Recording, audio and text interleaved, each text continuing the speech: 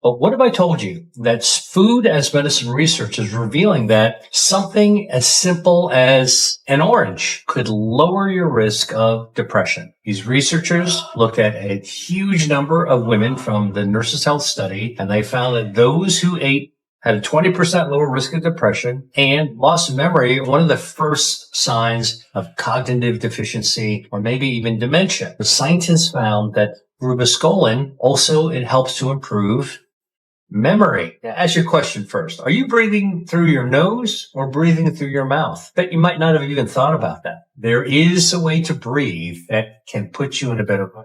Today, I want to talk about something that we should all be thinking about because we live in a super stressful world, and that's something we should be thinking about is depression. Now, depression is an actual health challenge. It's a big one, not just a mental health challenge, but it actually impacts your physical health. And the reason is, if you're feeling down mentally, you're not your usual lively self, and if you're not able to engage with your regular activities, there's a good chance that you're not also taking good care of your physical health as well. So this is how, when you hear about the gut-brain connection, here is the brain and the rest of the body connection. All right? But what if I told you that food as medicine research is revealing that something as simple as an orange or a bowl of spinach could lower your risk of depression? Okay, so in this video, I'm going to give you 3 ways to help you get in a better mood using a fruit, a vegetable, and as a bonus, I'm going to tell you about a way to breathe that'll get you into a better mood. Are you ready? Let's get into it. Okay, let's talk about the fruit. Oranges. I love oranges. I grew up eating them. There's so many different kinds that are out there. Tangerines, mandarins, caracara oranges, navel oranges, juicy, sweet, packed with dietary fiber, really good for gut health, all right? And the best part, I can get oranges year-round, and probably you can as well. Scientists at Harvard showed that eating citrus like orange can decrease the risk of depression. And here's what they did. These scientists looked at 32,427 women from a large group of people called the study called the Nurses Health Study, and examined what these women ate and whether or not they had depression. And these researchers also looked at their gut health, specifically what healthy bacteria were in their microbiome. Now, we know that the gut's connected to the brain. This is the gut-brain axis, as I mentioned. And it's not just cognition, your executive function, how well your memory is, but also it's your mood as well. And so here's what the researchers found. They found that those who ate citrus, more oranges, had a 20% lower risk of depression, and their gut microbiome changed. And the way the gut microbiome changed is that there's 15 bacteria that changed, and one of them, called Faecalibacterium prausnitzii, or F. prausnitzii, actually makes a metabolite when you feed it oranges, okay? And that substance, that metabolite, is called SAM, S-adenyl L-methionine, all right? So what does the SAM thing do, right? Well, SAM causes the body to make more of the neurotransmitter called serotonin, and another one called dopamine. These are exactly the neurotransmitters that, when it reaches the brain, helps counter depression, makes us feel better. It's the counterweight, all right, to depression. So again, let me pull this together for you. It's kind of like a series of dominoes, or you stack up and you knock one, boom, boom, boom, boom, boom. All right, so this study showed eating citrus like oranges helps the gut grow more healthy bacteria, F. prausnitzii, which then makes more SAM, S-A-M, which then helps the body make more of the happy hormones, serotonin and dopamine, and which actually is associated in this study with women having a lower risk of depression. Now, that all makes sense, right? And that's really how this research kind of works, is that you have to sort of do the observations, do the calculations, see if it actually makes sense. Is there a mechanism? Are we measuring the right things? And then try to put the whole story together. What is fascinating is that the researchers found that this beneficial effect that's specific to citrus wasn't actually found with other fruits, right? So they also looked at apples. Nope. No effect on depression, no effect on F. prausnitzii. They looked at bananas, right? Another common fruit that people eat. Nope. Bananas did not actually improve mood, did not actually improve the gut microbiome. With F. prausnitzii, did not actually increase SAM. All right. So citrus, orange, remember that. Okay. Now, this Harvard study was done in women. So you might say, all right, well, what about men? Well, other researchers have done similar studies in men and found similar results. So what's the practical tip that I have for you? Well, don't hesitate to eat some citrus every day, right? Now, I like to eat a whole orange, for example, in the morning when I get an orange from the market. I peel it off. If it's a tangerine, it's like a great burst of flavor. It is very sweet, but that's okay. You're getting the polyphenols like hesperidin, narogenin that are also in oranges, not just the fructose in the sweetness in orange. You're also getting hydration, water, very, very important for your kidneys, your overall hydration status, which is cardiovascular, brain, but you're also getting dietary fiber by eating the whole fruit, the slice of the fruit. I don't eat the peel. All right. You also get the dietary fiber that's actually in that, the skin of a slice of orange, right? It's kind of chewy, but you want that. That actually is dietary fiber that feeds your gut microbiome. And from that study shows it changes 15 gut bacteria, including F. prausnitzii, which actually helps your body produce more serotonin and dopamine, which lowers the risk of depression. Shall we talk about the second food? Second food is spinach. You remember that cartoon character, Popeye the Sailor Man? Popeye loves spinach, and in that cartoon, Popeye was eating spinach to grow his muscles, all right? But now, new research shows that spinach is good because not only does it actually help you grow better muscles, which it can, but it also puts you in a better mood. Who would have thought that, right? Turns out, spinach contains some natural chemicals that communicate directly with your brain. And this is where this research came from, Kyoto University. So scientists from Kyoto University did a lab study, all right? And in the lab, they discovered that spinach contains a peptide. That's a small protein, small piece of a protein. And that peptide is called rubiscolin 6. Rubiscolin and the number 6. So this is a small piece of a protein found in spinach leaves, all right? And it comes from a bigger plant protein that spinach plant makes called rubisco. So rubisco gets cleaved up in the spinach leaf into rubiscolin 6.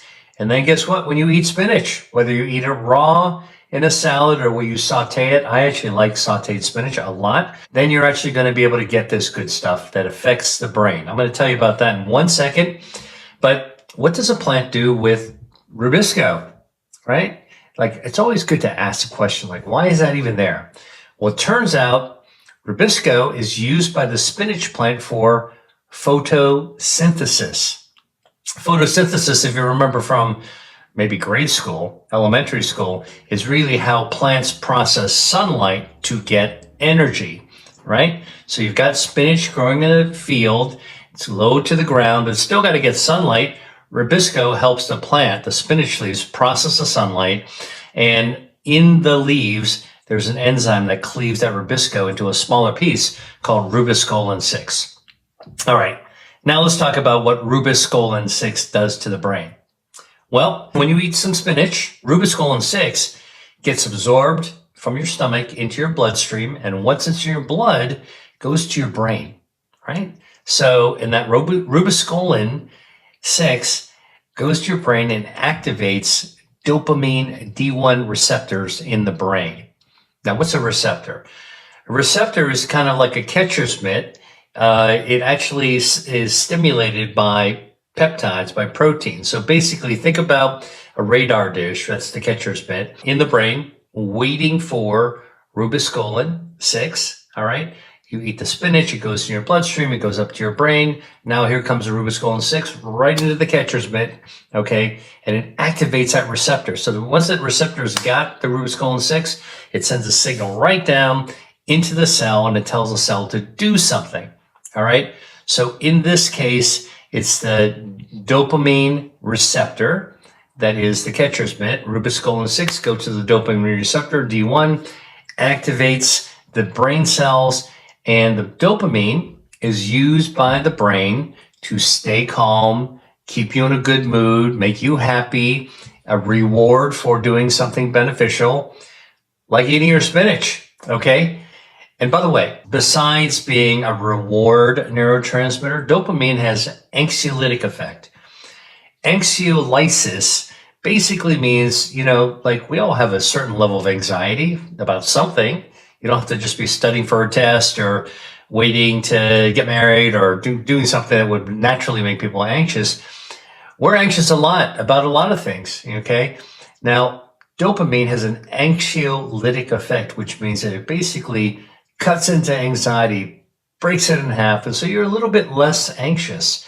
So when you actually have rubiscolin eaten from spinach, you activate those dopamine receptors, you're actually also making yourself less anxious. Happier, less anxious. That's a good formula. There's some other studies about rubiscolin I want to tell you about. There's another study, also from Kyoto University, where the scientists found that the spinach rubiscolin also, it helps to improve memory. Who doesn't want to have better memory, right? It's not just, what did I do with my car keys? It's like, wait a minute, what is on my to-do list I got to do? What kind of things do I need to plan? Wait a minute, what have I done already? Well, I want to have good memory, right? And by the way, one of those things that happen during aging is we tend to have poorer memory. That's something we observe a lot. Nobody wants that, right? And sometimes loss of memory or difficult with memory is one of the first signs of cognitive deficiency or maybe even dementia. So keeping your memory is always really, really good to be able to do. Everybody wants it. Okay, so what's my practical tip when it comes to what I just told you about spinach and rubiscolin 6 and dopamine, all right, and memory?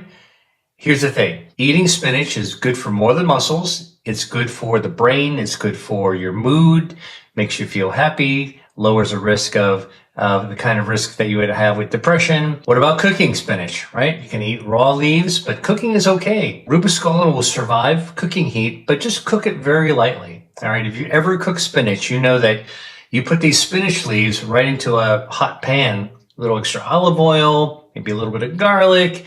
All right. The leaves will wilt really fast. It'll turn kind of bright green, then darker green, then the leaves wilt. They release their juices. They release their water. Now you're done. Don't keep cooking it. Just like any vegetable, as you might imagine, if you overcook it, you super wilt it, you cook it to death, you're also going to destroy the polyphenols. And in this case, the proteins, rubiscolin will also be destroyed. I always say when you're cooking spinach, and I like to cook spinach, saute it lightly. Don't boil it. Don't overcook it. All right. Just remember, super hot heat, overcooking can destroy that rubiscolin. And that rubiscolin actually activates the dopamine receptors in your brain and actually puts you in a better mood. I promised you I'd give you a bonus tip. So are you ready for it? This is the bonus tip for getting into a better mood. That bonus is breathing the right way. Now, nobody teaches us how to breathe, right? And actually, you can go to yoga class or do breath work, and in order to be able to learn how to breathe better, okay? But there is a way to breathe that can put you in a better mood, right? So, ask you a question first. Are you breathing through your nose or breathing through your mouth? I bet you might not have even thought about that. Most of us do a little bit of both. Some people are nose breathers. Some people only breathe through their mouth. But here's the reason that you need to know this. When you breathe through your nose, it does something amazing. Putting air through your nose into your sinus cavities turns on your body's own nitric oxide factory right inside your sinuses, like right behind your nose, your paranasal sinuses. They are factories to make nitric oxide. Now, what is nitric oxide? I'm not talking about nitrous oxide. That's laughing gas. Not talking about that. Nitric oxide is a serious molecule with a big job to do. All right. Nitric oxide made by the body relaxes your blood vessels, which lowers your blood pressure. And because your blood vessels are relaxed, you get better blood flow everywhere in your body, your brain, your heart, your muscles. And by the way that Viagra and Cialis works, for treating erectile and sexual dysfunction, it causes blood vessels to dilate with nitric oxide, so you get better blood flow. So this is really important. Nitric oxide made by your own body relaxes your blood vessels and brings better blood flow forward. Nitric oxide also reduces inflammation, which, as we all know, is a root cause of many chronic illnesses. Lowering inflammation, just a generally good thing. We need a little bit of inflammation to knock out like injury, bacteria, all that kind of stuff after you get a cut or a wound. But you want that inflammation to go up and go down, turn on and then turn off. All right. When you've got too much chronic inflammation, that's a setup for disaster across almost every organ system in your body. Nitric oxide is one of your body's natural ways to lower inflammation. Nitric oxide also supports your immune system. Now, we all know how important a good immune system is. Good to fight bacteria and viruses from outside of our body, right? Think about it. You're sitting in a bus or a subway or an airplane or train or in a grocery store line and somebody next to you is hacking up a lung, coughing and sneezing and sputtering. Guess what? They're putting viruses and bacteria right into the air, right in front of you, and you're breathing it in. Strong immune system will keep you from getting infected, all right? Or at least lower your chances of getting infected. You want to have the best possible immune system. And a good, strong immune system does something else super important that you may not have thought about. When your immune system is strong, those immune cells, these like super soldiers in your body, are patrolling your entire body looking for trouble. What kind of trouble? They're looking for cancer cells. So if you think about it, the immune system is one of your best defenses against cancer because these little immune super soldiers are cruising through your body all the time, looking for troubled, abnormal cells. And if it spots one, it'll actually take it right out. Okay. The other thing that nitric oxide does is it gets oxygen flowing to wherever it needs to go. Just like I told you, the brain, the muscles, the heart, your tissues, wherever you need to heal. All right. So here's the cool part. New research. Scientists from the Karolinska Institute in Sweden found that when people breathe through their nose, okay, right into these paranasal sinuses, the nitric oxide factory, nitric oxide is released into your airways and it gets inhaled right into your lung. Nitric oxide being made goes right down to your lung, and guess what it does? It helps to dilate your airways. I want you to try that now, okay? Exhale. Inhale through your nose. You feel your airways relaxing a little bit and getting more air? That's nitric oxide, all right? And what that does is it gets oxygen circulating better in your lungs and then throughout your body, all right? Here's what they also did at these researchers, okay? They also did something unexpected. They asked people to hum while they were exhaling.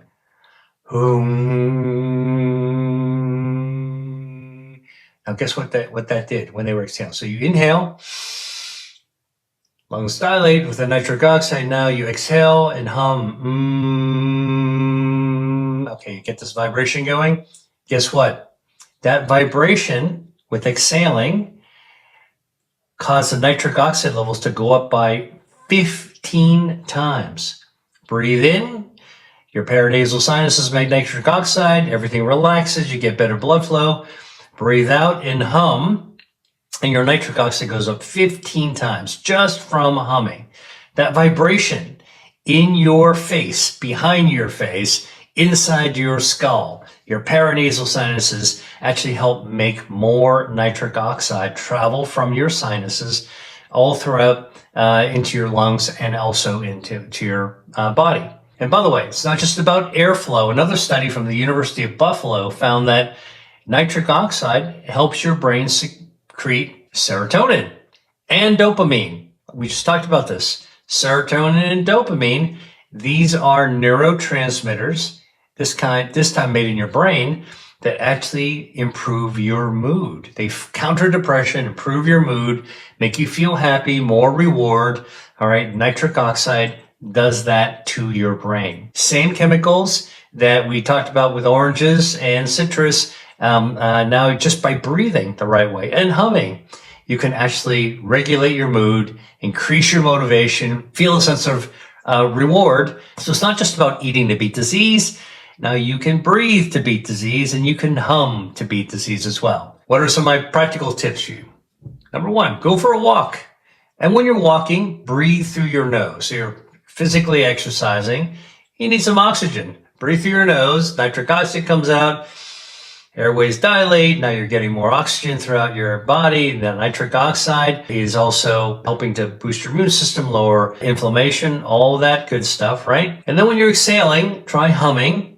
Hum a song, your favorite tune. And if you're cooking, you're breathing this way, doing something mindless or whatever, that something doesn't require a lot of brain power, just hum. No supplements needed, just you, your breath, few leafy greens, all right, maybe some citrus and some beets. That'll actually all put you in a better mood.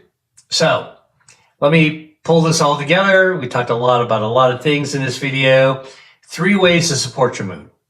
1 from fruit, citrus. 1 from vegetables, spinach. 1 from breathing the right way through your nose, and then humming when you exhale. All right. So these are super, super easy ways. They're not cures for depression, but they actually all contribute in their own easy way to put you in a better mood. Everyday choices, how you eat, how you breathe, how you move. These are ways to help build a stronger, more resilient overall platform for your own health, including a more resilient brain, including better mental health. Again, small changes, easy moves, big impact. If you found this video helpful, go ahead and hit the like button. Don't forget to subscribe for more stuff that I'll actually be posting. And then share this video with somebody who you think could need a little boost in terms of their mood. Maybe there'll be something easy for them to actually do and can be helpful to them. As always, I want you to remember my mantra is to love your food, to love your health, and now to love your mood. Dr. Lee out.